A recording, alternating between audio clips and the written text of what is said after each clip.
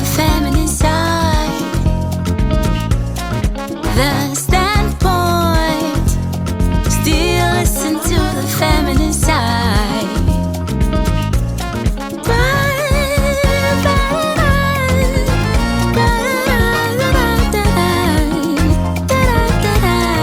The standpoint.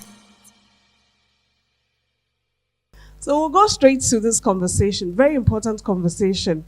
And for the various members of this panel, we know them in different lights. And I want to take an excerpt of this book and come to you, the author of today's book. Congratulations again. 7th book. It's amazing. I mean, I can't imagine finishing one. One is still on my laptop. So yes, 7th book, it's amazing. Thank you for gifting us this book. And a happy, blessed birthday to Nyame Nyumyam. May she continuously live the life fully to the glory of God. Why a book as a gift? Why not a cake? Well, thank you very much. That's a good one. Why a book? I tell people that because I couldn't afford taking her to Disney, so I decided to give her a book. The party there, you have to take us. Well, she's the simplest answer is that for years she's been talking about, "Mommy, write a book for me. Why is my picture not on the cover of the book? Why is my name not?" Even this one, she wants to find out why is her name not on the cover, but only her picture. But she's always been fascinated about, the books I write. And so I thought, why not? And as I said in my brief, I made a promise to God that if he allowed this one to stay, I was going to let her be a testimony. I'll let her be the one that people can look at and say that it is possible. God can do it, no matter what, regardless. And I can't consistently every day be telling her story over and over again. I thought that why not put it in a book where people who may not be able to comment on social media, who may not be able to ask questions, can pick it up and understand and know how I've come this far, how it possible, how the journey started, the tears, the struggles, the doubts, the risk and the traumas involved. They can pick it up and read it and know that they are not alone, but it is possible. Yes, I get tired. Yes, I get fed up. Yes, I cry. Yes, I scream. But thus far, the Lord has brought us. So that's why I decided to put it in a book. Thank you very much. I find that very phenomenal, really, to give the child a book. In this book, on page 3, I give this question to you, Honorable Mokhtari. So this is what the book says. The most nerve-wracking 2 weeks of my life ensued. Would you stay? Will I lose you? Were the rhetorical questions I had. You had this experience also. Will I be right? And why will you be this paranoia almost if you had this experience? Most of us don't know what it means to be waiting for something like that in 2 weeks. Did you have these fears and why? Well, thank you very much. I think that it's not about being paranoid. I would say it's anxiety, it's all the stress. And I'm sure everybody here can share this with me. It's the cost, it's how much time is taken, the timed injections, the visits to the doctors, the expectations you have, the hope you build for the fact that this just might be it. So there's all sorts of emotions put in one bag.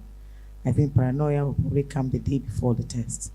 And to be honest, and I'm sure most people who have been through it will agree with me, sometimes you would probably go for a test each and every day. So sometimes, in fact, the doctors will tell you, if you don't keep your anxiety levels down, you might probably never get to the 2-week level. And many people will share in this view. Let's stay with that. Because I also read that the side effects are diverse. It includes weight gain for some people. It includes different kinds of frustration. Some people apparently go through a lot of symptoms like pregnancy, but they are not pregnant. How did you manage this if you had such experiences? I'll give you a response a friend of mine gave me about her own sister, who unfortunately is late now. She said, Joyce, my sister didn't even live long enough to go through all of it. Not everybody can go through it. Not many bodies can survive it. Some will never even live to see that success story, and that's the truth. So it's actually a blessing even if you go through it multiple times and you live to tell the story. So it's all sorts of things, and I think that it's actually a very emotional topic. It's also very, very humbling. It also teaches you something about humanity. It teaches you compassion. That is not all the things you wish for that will happen to you as you expect. And then you realize also that money is overrated. Sometimes you can pay for the best treatments in the world, but you will probably never get that positive test. So go figure. Thank you. Thank you. Kafui, what was your first experience like miscarrying a baby? No, the very first one felt just a little strange. But then I've heard about miscarriages. I didn't know how scary or stressful they were. And then here I am experiencing what I've heard of, but then have very little or no knowledge about. So now I have to embark on a journey to really understand what miscarriages really mean. And then it took me back to growing up, where I had this neighbor who was unable to have a child. All the neighbors were gossiping about her. They didn't even know what she was going through, whether she was miscarrying, whether it wasn't even coming at all, whichever the case was. Nobody cared to really listen or show any concern. So here I am experiencing that miscarriage first time, and then another time, and then another time. It came with all kinds of stress, all kinds of different emotions, mixed emotions. And then I was working alongside. Thankfully, I have a very supportive family. And then, there was few whatever here and there, but then I have a very supportive family. So I was able to even go through, even with the supporting family, it still wasn't easy. So I started thinking about people who didn't have that much support. The community we are in who don't really understand what it means maybe not to have a child at a certain point in time. And a lot of people are not able to even speak up, especially being a woman, where they're afraid they may not be heard, or they may not be listened to, or they may be misunderstood, amongst others. So I went through all that. Like, there were times I'll be on a movie set, and the next day I'll go home, come back, and then I have miscarried, I have to go to the hospital, and then from there, go back on set. There was one time even Nana and I had a discussion around that. So all this happened. So I'm like, okay, fine. Why would I just be quiet? Like, I can't be quiet because I know a lot of people are suffering in silence. Others are unable to speak up. Others don't even have a voice. Nobody to even listen to. No support. Just judgment upon judgment. So why deny somebody these lessons? Why deny somebody the fact that they need to know that they are not alone? Or why even deny the community or people with very little knowledge on what it really is and mean? So finally, initially I've been holding back to talk about it because I didn't have a child. People go like, okay, because she doesn't have a child, you know how they're going to do it. That's why you're saying this and that and that. And then God being so good, we've been through all kinds of the challenges. It got really worse. Like, it's a whole book. I wrote a book about it. And then Silence is Not Golden is the title of the book. And then finally I had my daughter, and I have to really talk about it. Less than point. Less than point. When I talked about it, that was when I thought, people were going through those, a lot of women on the journey, but I didn't know they were that much based on the import of contact messages amongst others that I got. And then it became really passionate. and people were telling me all kinds of stories. There was a time I even told Auntie Gifty that she has to slow down, because there were times I'll be crying over other people's. I was getting stressed as well. So I really feel happy that women like us with voices can speak about this, can educate, can enlighten people about what it really means. So that's how come I wrote about the book Silence is Not Golden. And then it's a sequel, and then the silence became golden. Yes, because there need to be a balance.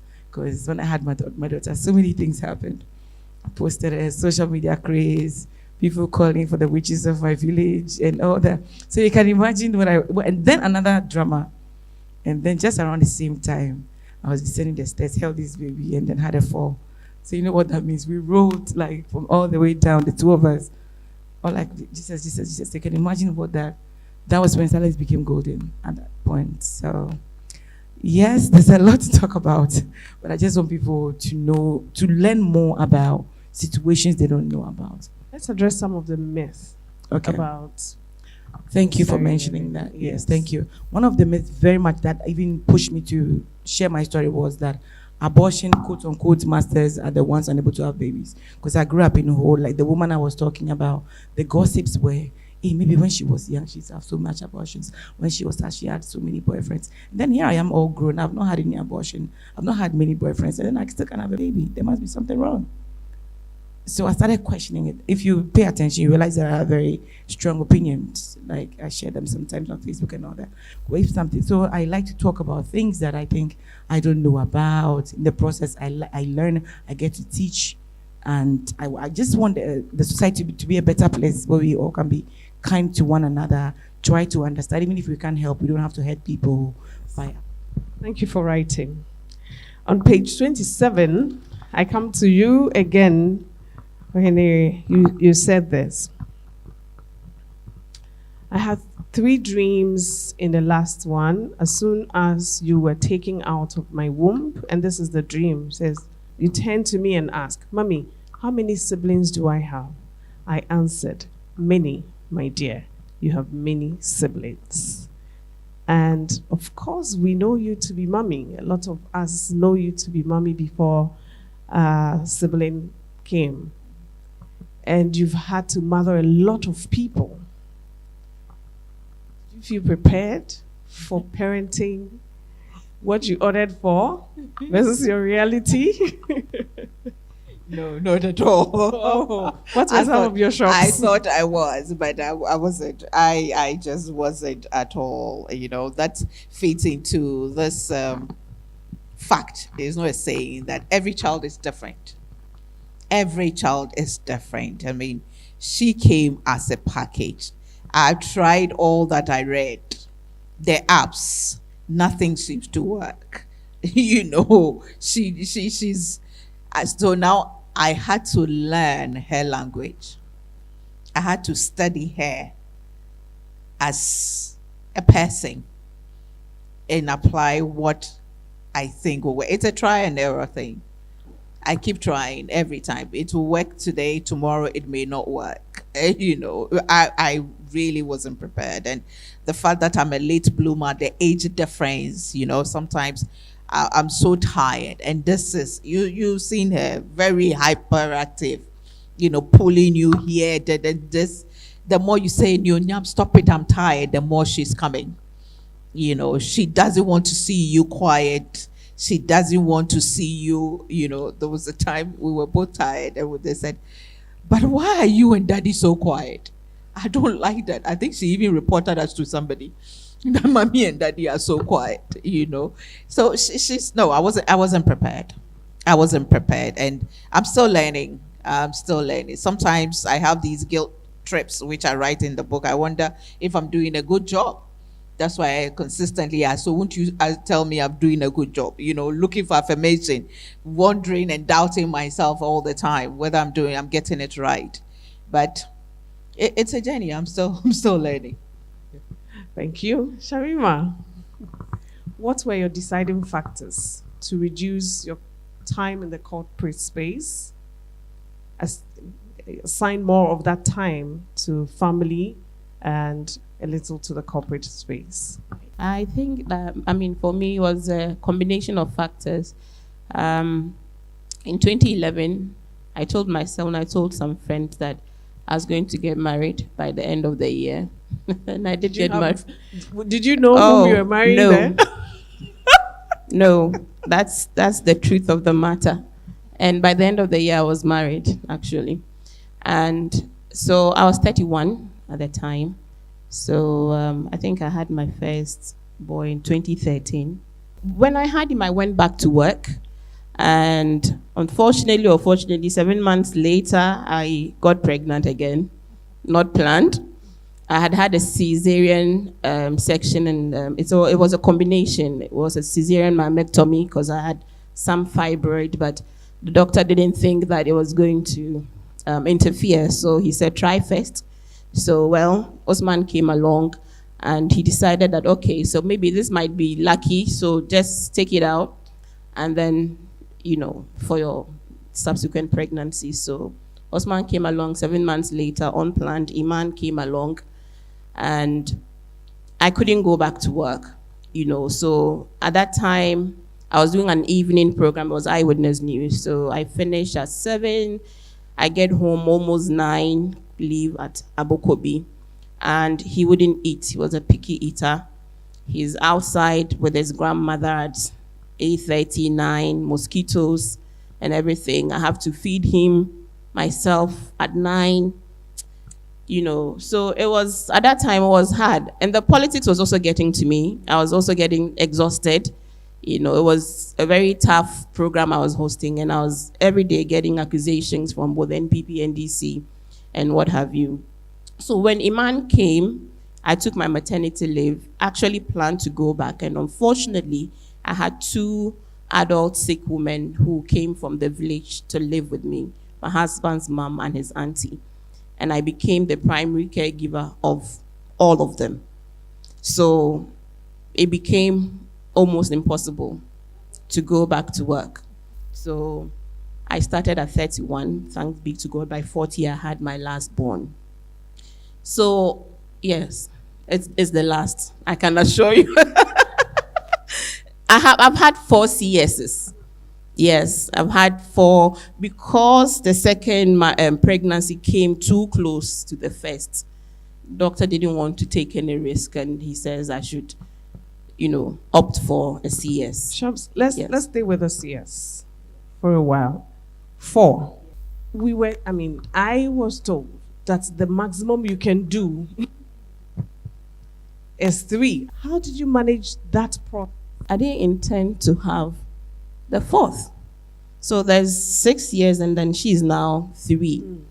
And the doctor, quite experienced, he was family health, said that I don't have any pre-existing conditions that might threaten the pregnancy, and they have had successful 4th, sometimes even 5th CSs, even though it's not advisable.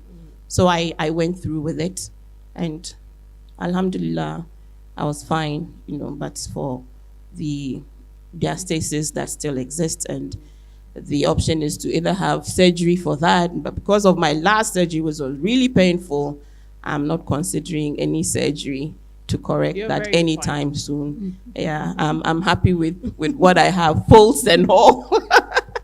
So it was not a tough decision for me to make, because mentally, I've always known that when it came to time to do family would be first priority, and every other thing would come secondary. So I took the decision not to do active media. But within that same period, the idea of Alma came up. So I didn't just idle. I didn't idle at all.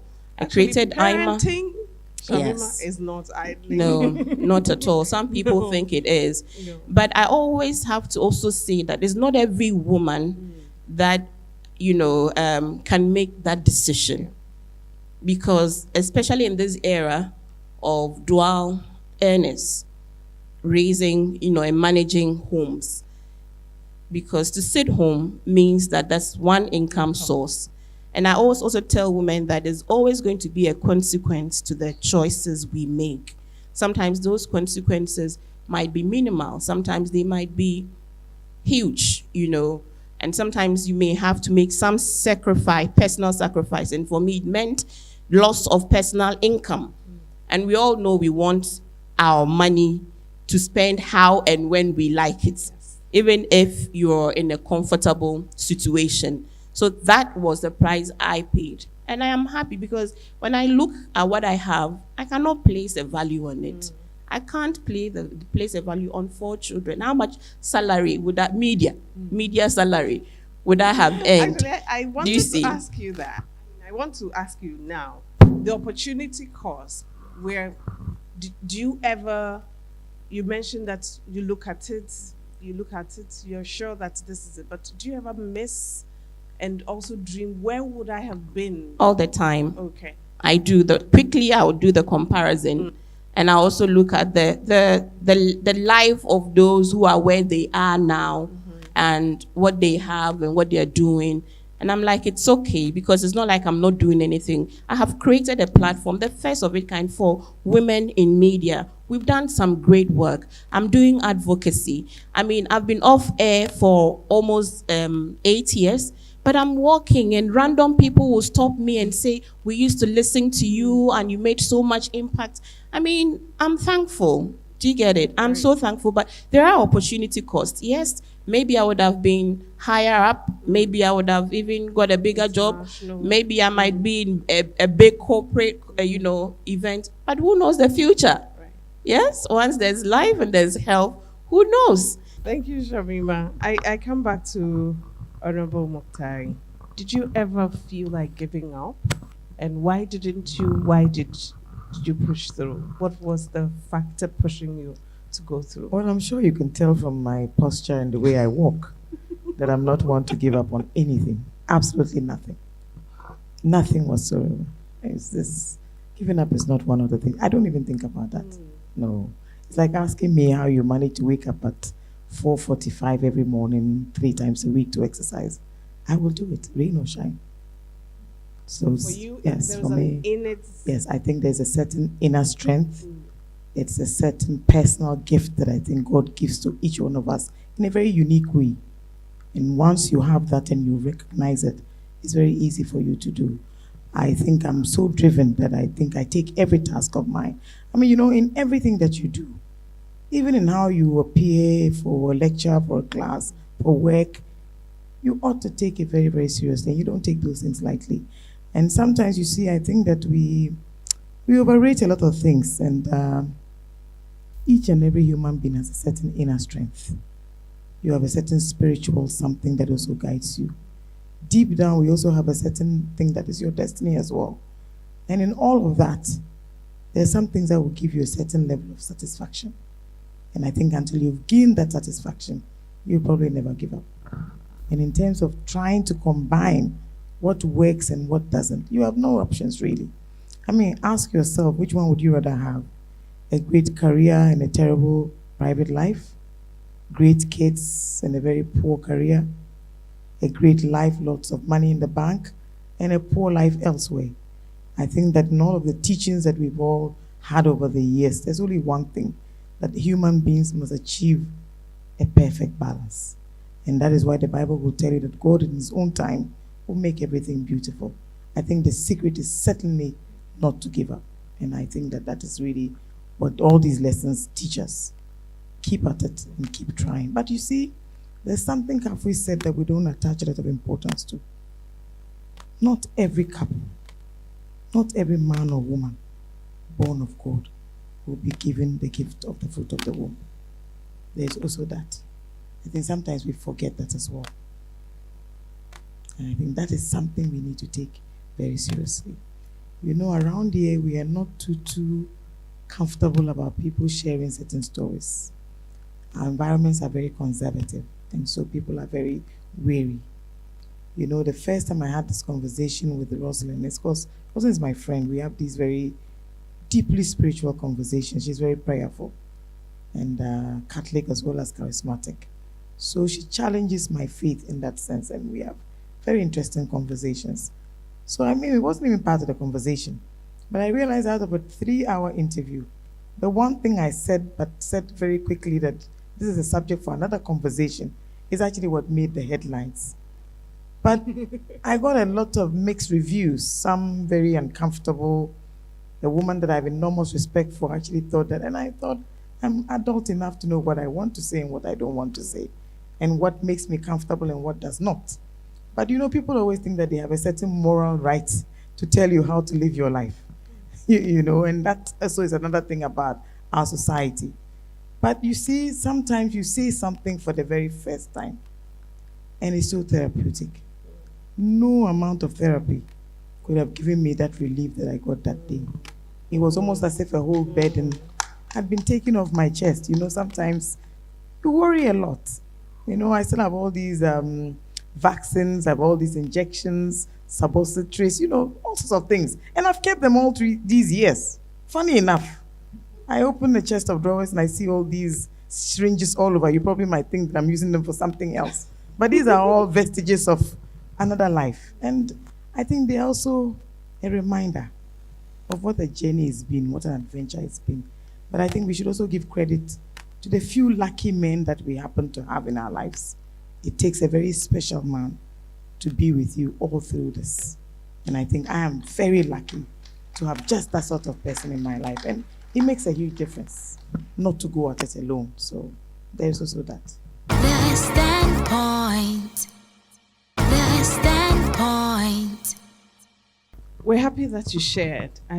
I want to bring the conversation of persons who are unable to have children or even decide not to have children. I want to bring that conversation to you, Ohene, because you've also experienced different people who had different experiences. I think that for some young people here, and I will bring the mic for those of us who have questions for the panel. So please, if you have questions, get ready so that we can take them here. I think there's some confusion. If I was young and I was sitting in this room from the beginning to this time, I'll just wonder, so what do you people want us to do? Yeah. Because at one moment, there's a perception that if we are going to school, it is the reason why we are not have children, because we are going to school too much. At some moment, it also sounds like, okay, it is because you are not marrying early, but you're also a woman, you don't marry yourself. And then there is also you who actually didn't even know that, because even at 35, I think, when I have had a child, I didn't know that the eggs reduces. And at 40, it can be almost finished. I didn't know, truly. So all this is happening to one young person here. I'm in school. My boyfriend is not interested in marrying. In actual fact, I am in school. It's not even him. I am in school. I have to finish school. I don't have a job. And there's all this confusion happening. And then there's a possibility that without it even being my fault, because it's not even because I waited for long, there's a possibility that it is not, quote and unquote, one of the things that I am gifted with. How are we helping younger persons? If I say young people, it looks like I'm 57, to appreciate where to find themselves in this whole maze of women's health and reproductive issues. Right. Well, that's why we do what we do.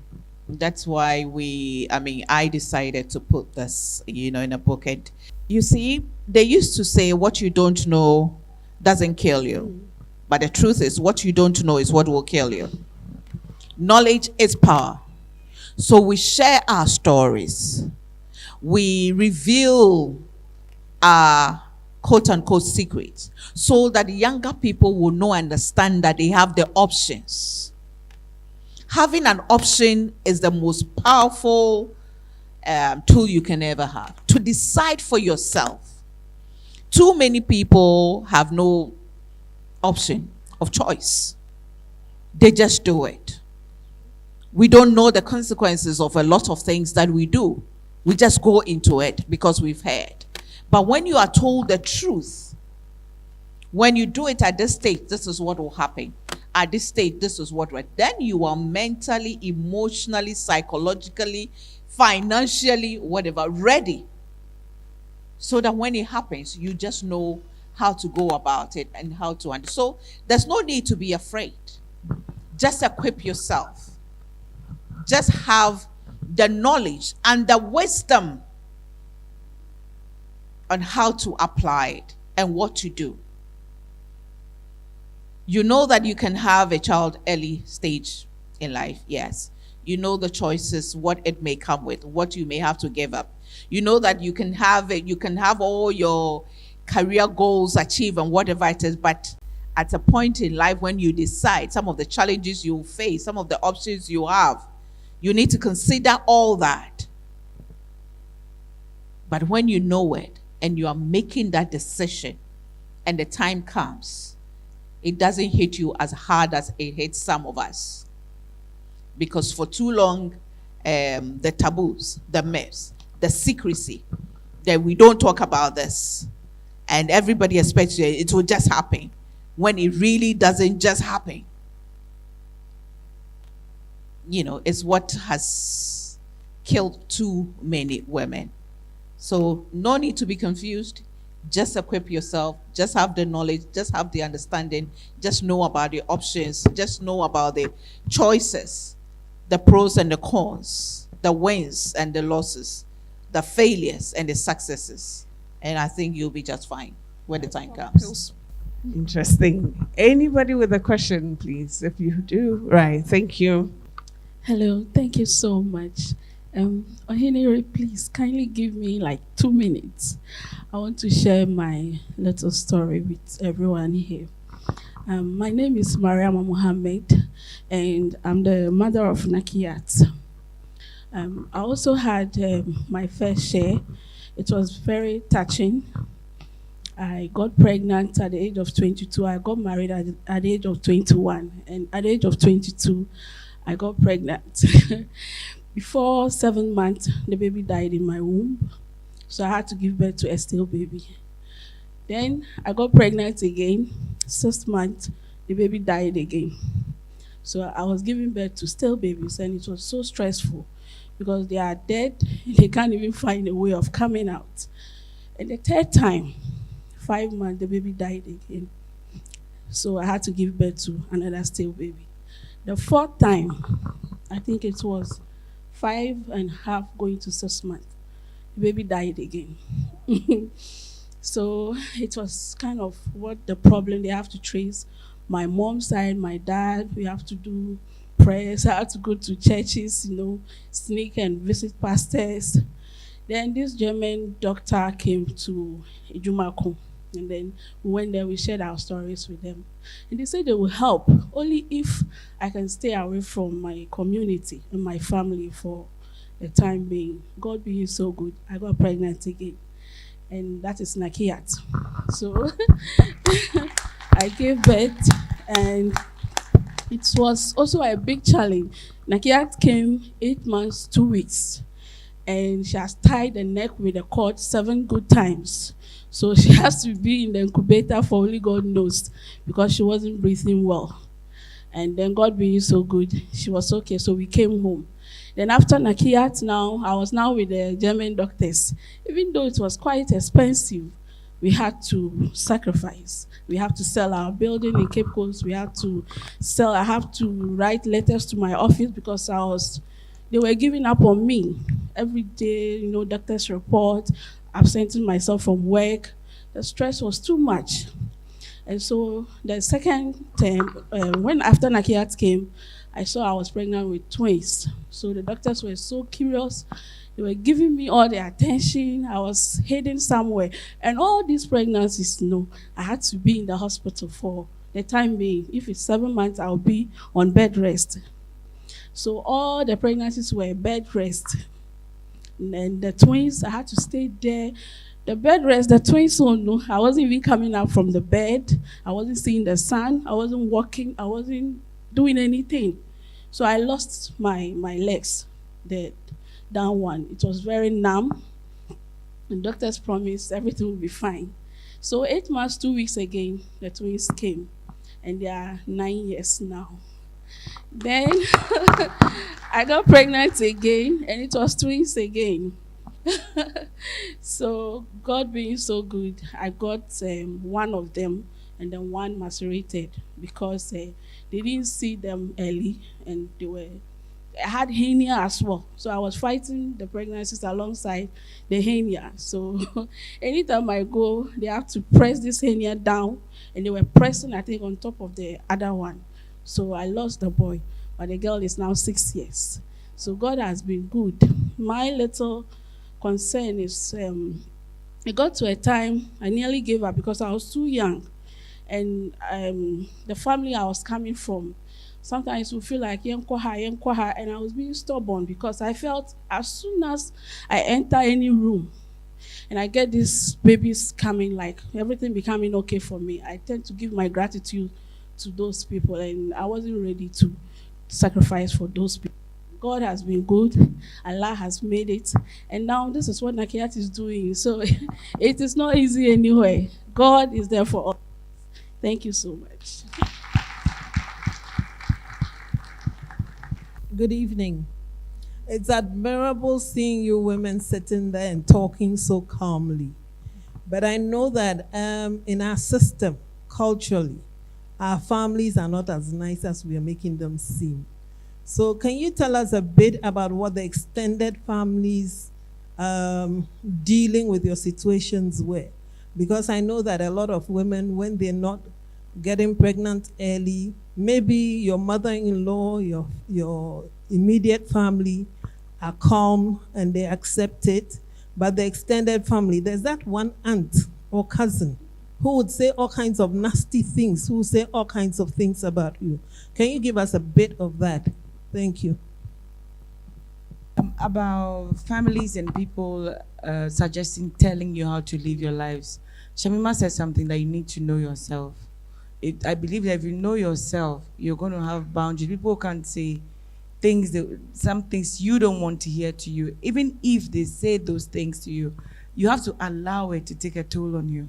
So you would have to know yourself in order to make decisions and choices that you think are good for you. If you don't know yourself, you don't have any boundaries, if you just go with what everybody says, anything at all can be thrown at you. I mean, I always share my story sometimes, every now and then, on how my parents were choosing what they want me to do and this and that. That I didn't do. And at the end of the day, what I chose, they were super proud of, and others. So people are just always going to talk. They're going to say something. Somebody's going to say something, no matter what. If you have all girls, they'll say, "Oh, it's only all girls. Have boys." If you have boys, they'll say, "Just boys and girls, just 4, have 10." You know. So if you keep listening, you can't live like that. So know yourself, have values, set your own values, and then stick to them. That would help you a lot. Yeah. Thank you. Thank you. I have a friend of mine. She was one of the most intelligent in our cohort. She chose to stay at home and look after her kids. I don't think she got all that she wanted to get out of being a stay-at-home mom. But considering the children she raised and the home she built, she's as proud of it any day as she would have been if she were in my shoes. I think women ought also to accept is that sometimes this is a choice that you want to make. I tried to stay at home when I had my son many years ago. I took a year of absence for about a year. 6 months later, I was going crazy. Absolutely crazy. So I know that personally, being a stay-at-home mom is not an option for me. I tried it and it didn't work. So it's not something I'll try on again. But I have many friends, bright women, who have chosen to stay at home and raise their kids. And I have enormous respect for them for doing that too. And I think it is also something we ought to admit, like we admit to having children or not having children. Not everybody wants to be that mother rushing around all the time, competing with your kids for time, for space, and all of that. Sometimes some individuals, smart, sharp, accomplished as they are, simply want to be at home and keep the home, especially where they are appreciated for doing this. You don't feel bad at all. And I hear a lot of women I meet at Rotary, for example. I'm a stay-at-home mom. I used to be a banker, I used to be a lawyer, I used to be a judge. I don't want to do it anymore. I spend time now at home. I think there is also a lot of pride in that as well. So don't feel bad about that, and it shouldn't reduce you in any way. And I think there's so much more you can do. Look, somebody stayed at home and started a life writing books for kids. Today, J. Cole Rollins is one of the richest women in the world. There's so much more to do. I mean, if you're at home. The kids sometimes will even be your inspiration, and they motivate you in many other ways. So please, never ever feel bad. I mean, look, few years ago, I was on a course at the US Supreme Court, and I had my son with me. And so they have a facility across the road where you can leave your young children. And so every morning I'll drop him off and then I'd come back. One morning he was in a very bad mood, and so we just stood down then, trying to get him to calm down. And I saw this very old judge. He said, "Oh, don't worry, you're just another young lawyer starting all over again. Very soon they'll grow up and then you do something else." So you find that along the line, no matter what you do, there's always that person or that voice trying to encourage you. And I'm happy that I see Auntie here today, and I like her question about the extended family. That is a very, very, very, very important question. And I think beyond what people say that is good or bad, it's also the support system. I have been very lucky. I think I've had great friends, and today I remember Uncle Pakwesi, and I know the support he gave me all those years, day in, day out. I always had people like that I could count on for advice, for just that little word that will continue encouraging you. Sometimes I'm at work, I'm having a really bad time.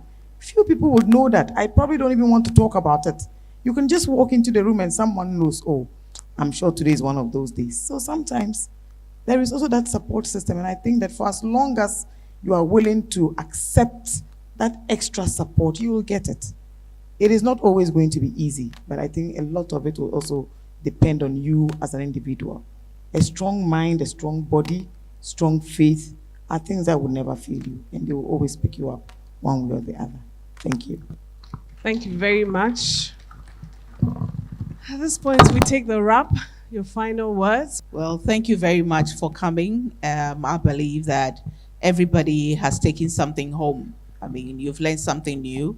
Your eyes have been open to certain things concerning conception, the desire to have a child, raising children, the options when it comes to being a mother, a stay-at-home mother, a professional mother, being a late bloomer. And you have the knowledge and you have the power to make the decisions and the choices that you want to make with a clear understanding of the consequences, the lows and the highs, the pros and the cons, and all that comes with it. So thank you very much. I pray that those of you who got copies of the book, it will be an eye-opener for you. You will learn, you'll have revelation, you will laugh, and you also have hope that everything is possible as long as you do the right things. Not everything, but the right things. You can do everything and fail, but when you do the right things, the possibility of succeeding is much, much higher. Thank you, and God bless you. Thank you, everyone. Thank you so much for taking time.